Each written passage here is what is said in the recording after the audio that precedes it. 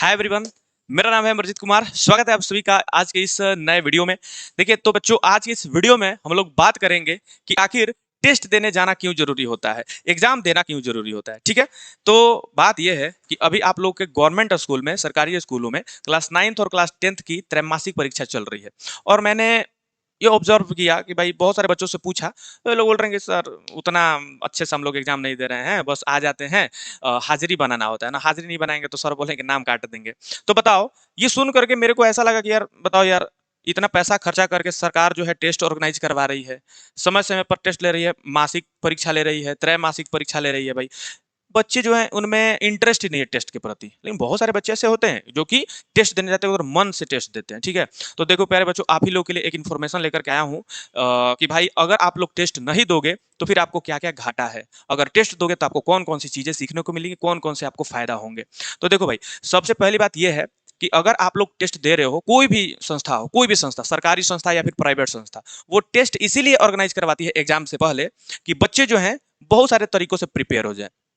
क्योंकि परीक्षा देने से, टेस्ट देने से केवल आपके मतलब कि ज्ञान का ही आकलन नहीं होता है, यही नहीं पता चलता है कि आपको ज्ञान कितना है, बल्कि आपकी कमियां भी पता चलती हैं कि आपको कहाँ कहाँ कमी हो रही है, किन किन चीजों पर आपको मेहनत करने की जरूरत है।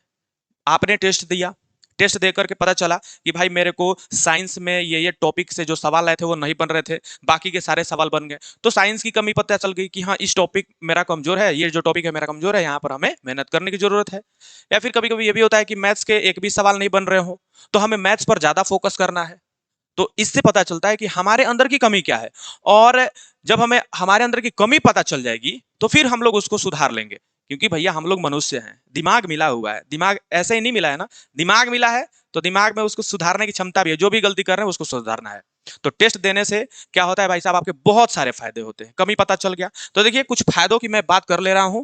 तो सबसे पहला जो फायदा है वो कि कमियों की पहचान, सिंपल कि आप टेस्ट देने जाओगे तो आपको पता चल जाएगा कि मेरी कमी क्या है, हमें कौन कौन से सब्जेक्ट पे ज़्यादा कमांड बनाना है, कौन कौन से सब्जेक्ट पे थोड़ा सा कम भी ध्यान देंगे तो चल जाएगा, कौन कौन से टॉपिक्स ज़्यादा मेरे लिए कठिन है जो कि एग्जाम में सवाल नहीं बन रहे थे, उस टॉपिक को सुधारेंगे और नेक्स्ट एग्जाम में क्या करेंगे, बेटर परफॉर्मेंस करेंगे। ठीक है, दूसरा नंबर आपका जो फायदा है वो है कि मेमोरी बूस्ट होता है।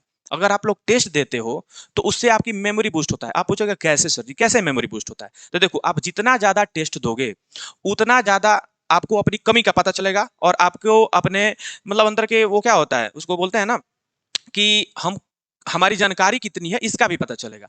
तो इससे होगा क्या कि हम अपनी कमी को सुधारेंगे। एक चीज आपने बात सुनी होगी कि अगर गलतियों से जो सीख मिलती है ना, वो जिंदगी भर तक याद रहती है। अगर हमने कुछ गलती करा, कोई भी गलती हो, रिलेशनशिप में गलती कर दिए हैं, वहां से हमें सीख मिल रही है, किसी ने धोखा दे दिया है, वहां से हमें सीख मिल रही है, हमने एग्जाम में गलती करके आ गए सवाल, तो वहां से जो हम सवाल को सीखेंगे, घर पे आके प्रैक्टिस करेंगे ना, वो हमारे लॉन्ग टर्म मेमोरी में सेव हो जाता है, बहुत दिनों तक याद रहता है। तो टेस्ट देने जाने से क्या होगा भाई साहब, आपका मेमोरी बूस्ट होगा। समय समय पर चीजें जो है रिकॉल होती रहेंगी, रिवाइज होती रहेंगी, तो जिससे आपको क्या मिलेगा कि ज्यादा समय तक याद करने की क्षमता मिल जाएगी। प्लस में तीसरा जो फायदा होगा वो समय का प्रबंधन। आप ये सीख लोगे बहुत बार टेस्ट देने से, जब आपका फाइनल एग्जाम आएगा जो कि 3 घंटे का होता है ना, 10th का हम लोग एग्जाम देते हैं तो 3 घंटे, 3 घंटे 15 मिनट का समय दिया जाता है। बहुत सारे बच्चे क्या करते हैं, वो बहुत तेज हैं, सारा सवाल बन जा रहा है उनसे, लेकिन उनके पास समय का प्रबंधन नहीं है। 3 घंटा के अंदर उन्होंने क्या करा कि 20 सवाल लगाए लेकिन 10 सवाल उनके छूट गए। ऐसा नहीं था कि उनको 10 सवाल नहीं आ रहे थे, लेकिन छूट गए। क्यों छूट गए भैया? क्योंकि वे उसके पहले प्रैक्टिस नहीं किए हैं, वो क्वेश्चंस पर कमांड नहीं बना पाए हैं कि ऑब्जेक्टिव को कितना देर में हमको आंसर कर देना है, सब्जेक्टिव को कितना देर में हमको आंसर कर देना है। तो जितनी ज्यादा बार आप टेस्ट दोगे, क्योंकि जो टेस्ट के जो पेपर होते हैं ना, वो आपके एग्जाम ओरिएंटेड ही होते हैं। एग्जाम में जिस तरीके से सवाल पूछे जाते हैं, जितने सवाल पूछे जाते हैं, वैसे ही जो संस्थाएं होती हैं वैसे ही वही फॉर्मेट में आपको सवाल सजा करके देती हैं और समय भी उतना ही देती हैं। तो एक हो जाता है ना कि अंदर से प्रैक्टिस करते करते, ये कहा गया है कि प्रैक्टिस मेक्स मैन परफेक्ट।